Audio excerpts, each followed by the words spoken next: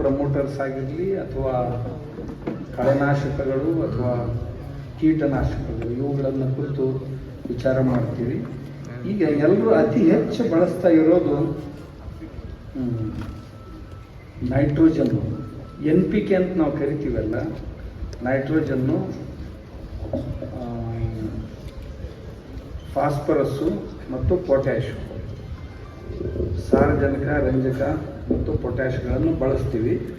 ಅವು ಈಗ ಯುದ್ಧದಿಂದಾಗಿ, ಇರಾನ್ ಮತ್ತು ಅಮೇರಿಕಾ ದೇಶಗಳ ಯುದ್ಧದಿಂದಾಗಿ ಕಚ್ಚಾ ಪದಾರ್ಥ ಭಾರತದಲ್ಲಿ ಬರೋದು ಸ್ವಲ್ಪ ಕಠಿಣ ಆಗ್ತಾ ಇದೆ. ಅದರಿಂದ ತೊಂದರೆ ಆಗಬಹುದು ಅಂತಕ್ಕಂಥ ಒಂದು